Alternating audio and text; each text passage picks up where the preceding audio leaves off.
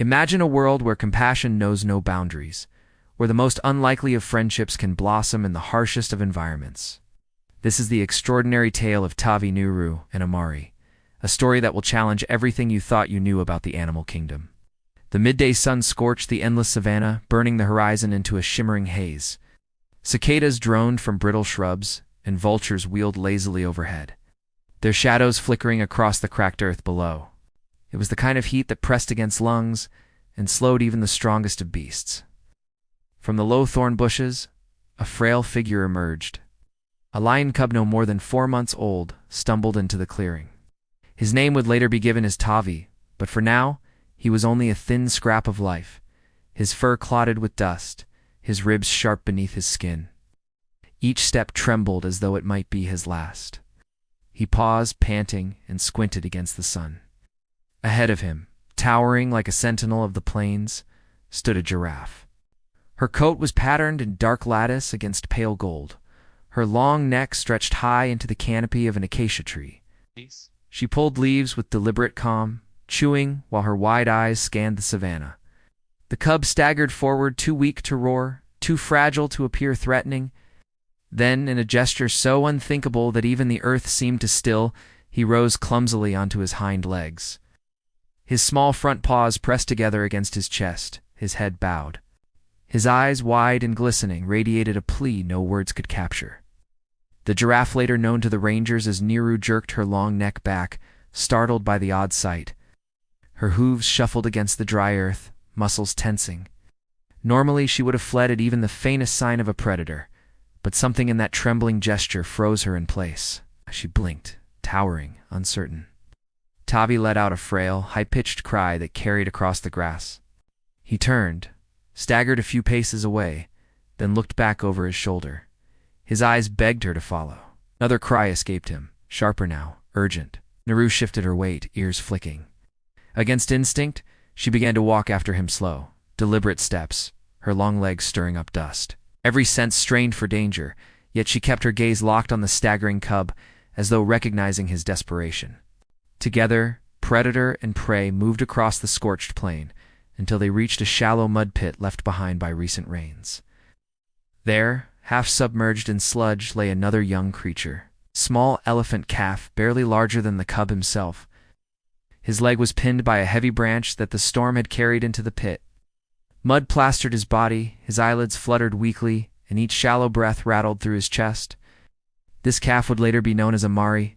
Tavi rushed to the edge of the pit, pressing his tiny head against the calf's cheek, nudging gently as though offering comfort. Amari stirred faintly, but did not rise. Turning back to Nuru, the cub whimpered again, his frail body trembling, his meaning unmistakable. "Please help him." Nuru lowered her great head, nostrils flaring. She rumbled a deep resonant sound that rolled across the plain. Circling the pit, she stamped her hooves against the earth. Dust rose in clouds. The vultures above wheeled uneasily and then scattered from her warning. For that moment she stood like a guardian tower, a living wall against the cruelty of the savanna. Her cry traveled far. It reached the ears of humans. At a ranger outpost 2 kilometers away, Ranger Elias paused mid-task. "Did you hear that?" he asked. Beside him, Ranger Lindy looked up, shading her eyes. The deep call of a giraffe carried rarely but distinctly, and something about its urgency set them moving. Within minutes, they were driving toward the sound, dust trailing behind their truck. Alongside them rode Dr. Celine, a veterinarian called that morning to check a wounded antelope. None of them could have expected what awaited. When they arrived at the pit, they froze. There, at the rim, stood a giraffe stamping the ground.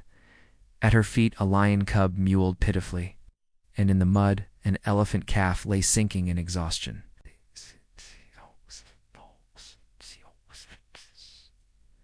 Whispered Lindy, eyes wide. "No time to question it," said Elias sharply, already leaping into action. Ropes were hauled from the truck, planks dragged toward the mud's edge. Nuru backed slightly but did not flee. She circled, maintaining her watch. The cub refused to move from Amari's side, licking mud from his friend's face, mewing softly as though whispering promises of safety. Celine knelt at the rim, pouring cool water gently over the calf's mouth. "Stay with us, little one," she murmured. "Don't give up." Again, pull, Elias shouted. The rangers strained, muscles burning as they levered the heavy branch. The ropes tightened, the mud sucked greedily at its captive, but inch by inch the calf shifted. With one final heave, the branch cracked and rolled aside. Together they dragged Amari free, collapsing onto solid ground. He lay trembling, sides heaving but alive. At once Tavi pressed against him, licking his face, mewing with relief. Niru lowered her long neck, exhaling a softer rumble, almost a sigh.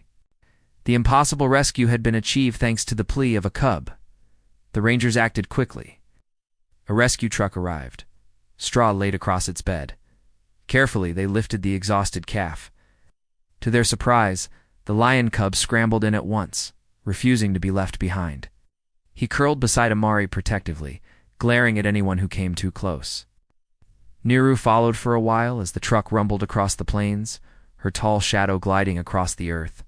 At last she halted, head held high, watching as her companions vanished into the horizon. At the wildlife station, Amari was treated with utmost care. Mud was washed away, wounds cleaned, the injured leg bound. Celine worked tirelessly, checking heartbeat and lungs, coaxing life back into him. Through it all, Tavi remained. He lay curled beside the straw bed, eyes fixed on Amari. When the calf stirred, he rose. When the calf groaned, he whimpered softly. And when exhaustion overwhelmed him, he slept pressed against his friend's side. Days turned into weeks. Against all odds, Amari grew stronger. His trumpet returned, echoing once more across the yard. And always Tavi was there, the small guardian who had begged for help and now refused to leave. At last the day of release came. The sun dipped low, painting the sky with gold. The gates of the reserve opened, and Amari stepped hesitantly onto the open grass. His injured leg was still stiff, but strength pulsed through him once more. Tavi bounded at his side, tail flicking, eyes bright. For all his fragility, he had become a lion of purpose, not a hunter, but a protector. And then, as though summoned by fate, Nero appeared on a distant ridge, her silhouette cut against the flaming horizon, her head held high. She did not descend, but she watched, her great eyes calm. Below, the elephant calf and the lion cub played together, their unlikely bond intact.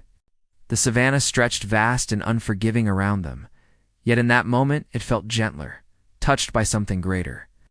In the wild, survival often bows to fear. Predator hunts prey, the strong devour the weak. Yet here, a cub's plea had stirred compassion in a giraffe's heart, had drawn humans to action, had saved an elephant calf from certain death. It was proof that kindness knows no boundaries, that sometimes, even in the fiercest landscapes, the smallest act of compassion can weave bonds, stronger than fear bonds that endure across species, across instinct, across the very laws of nature. And so the story of Tavi Nuru and Amari lived on. A lion cub who begged, a giraffe who listened, and an elephant who survived, bound together by an extraordinary act of trust under the burning African sun.